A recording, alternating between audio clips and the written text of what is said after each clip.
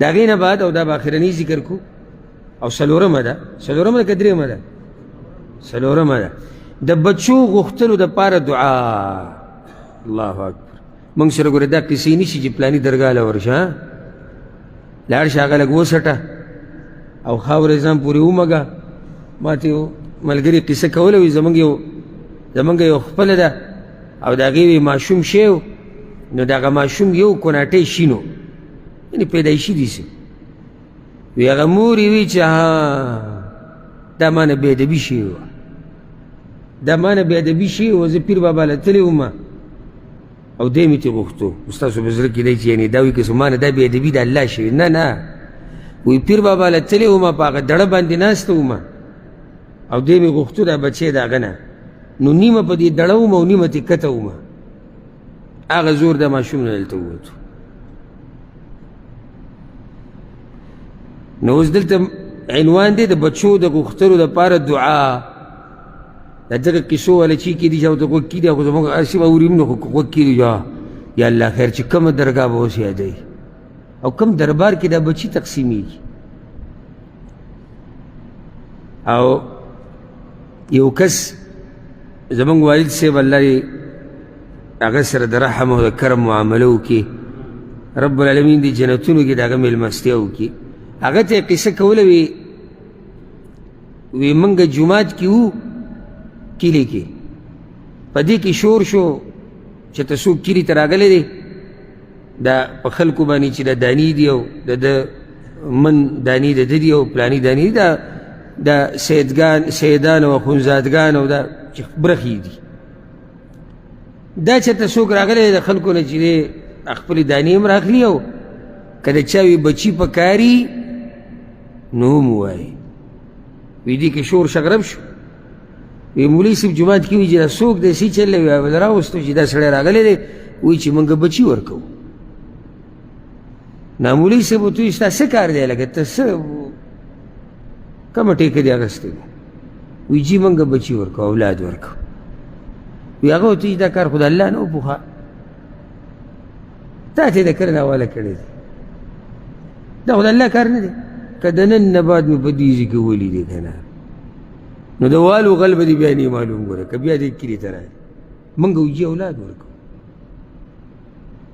دلته خبره دا ده چې اولاد الله ورکړي غواړي باید هغه نه دعاګانې یادې کړه. د چا چې بچي نه کېږي نسخه دې ته وایي قرآني نسخه دې ته وایي د موحدینو نسخه او دا د سلفیانو نسخه ځکه چې دې کې صرف غوښتنه به د چا نه کېږي د الله نه به کېږي. دعا سورة آل عمران کې دا راغلی ده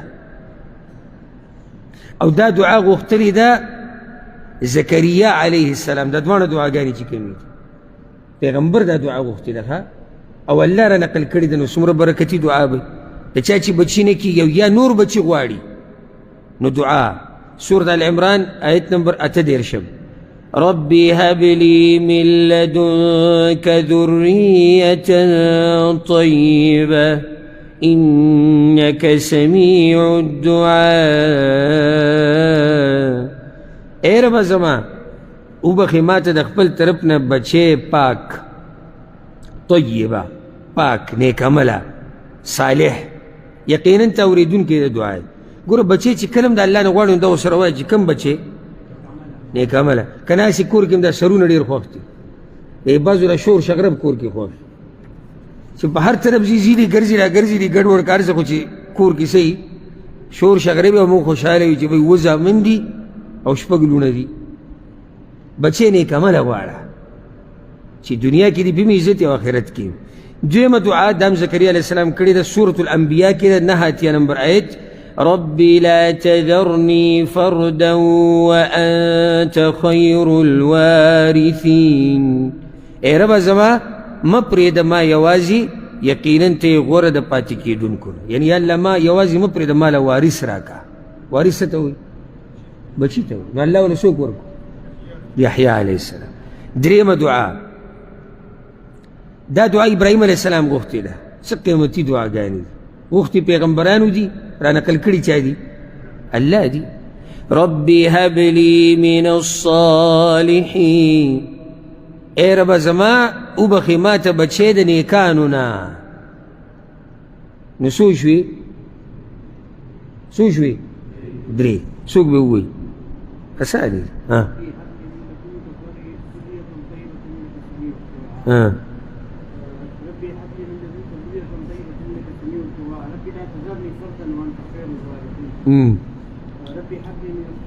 رب هب لي من الصالحين.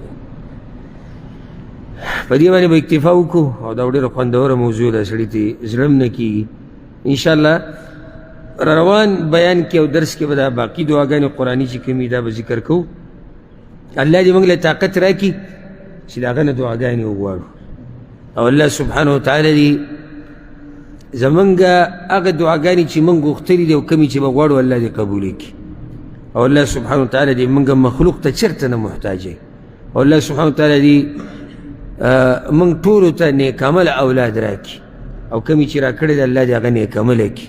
هذا والله أعلم، وصلى الله وسلم على نبينا محمد وعلى آله وصحبه أجمعين.